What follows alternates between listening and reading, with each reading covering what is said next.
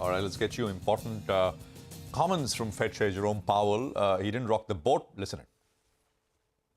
These are the very early stages of disinflation. So the services sector really, except for housing services, pardon me, is not really showing any disinflation yet. So our message really was this process is likely to take quite a bit of time. It's not going to be, we don't think, smooth. It's probably going to be bumpy.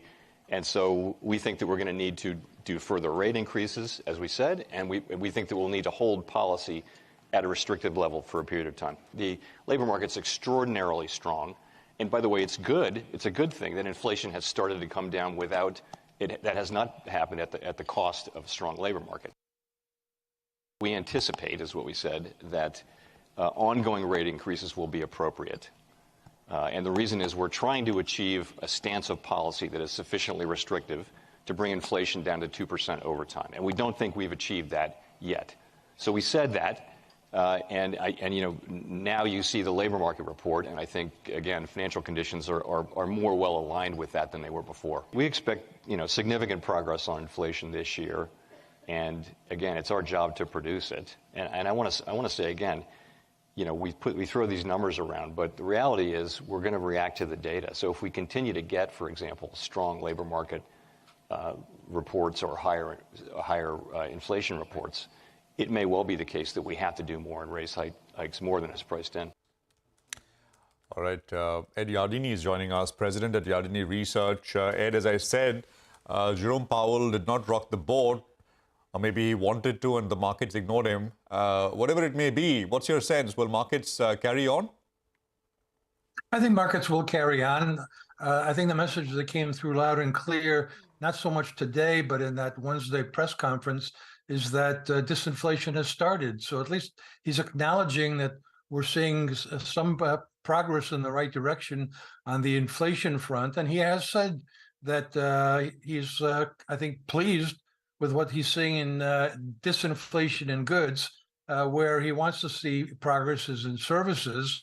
And we're just going to all have to wait and see how that plays out. I think inflation is going to come down to 3 to 4% this year. And then after that, I think it could go lower. And I don't think it's going to take more than a 5.25%, 5.5% Fed's funds rate, which is what they're aiming for right now. Okay.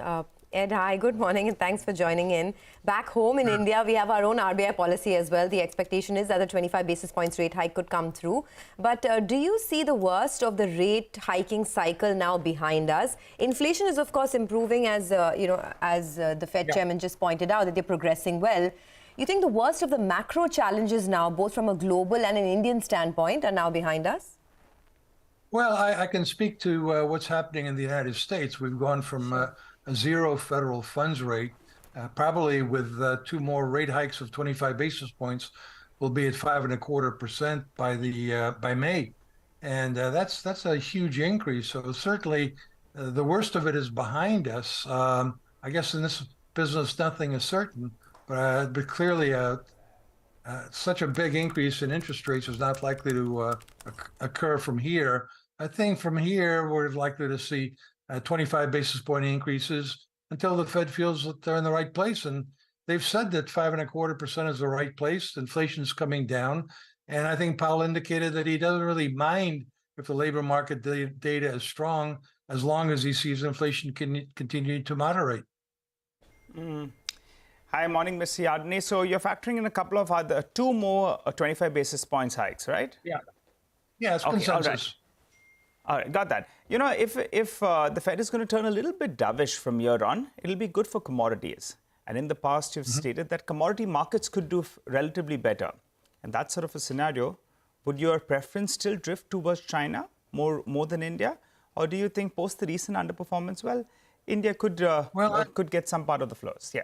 Yeah, I haven't been a promoter of investing in China because of the uncertainty of the regulatory and supervisory environment.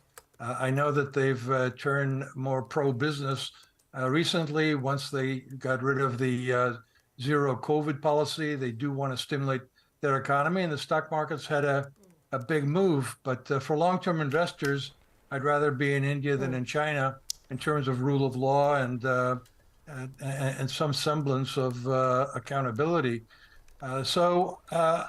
Generally speaking, I would say that the global economy's economic outlook is improving. A few months ago, people were worried about a recession in Europe and a recession in China, and now there's a perception that both of those economies will grow. And now I think people are coming around to a view I've had that we're not going to have a recession in the U.S. So it all looks like a pretty good environment for commodities. All right, a great environment for commodities. Ed, always a pleasure speaking with you. Thanks a lot for joining in. We, of course, are tracking minute by minute what's happening with Jerome Powell and the U.S. Fed. But back home, we have our big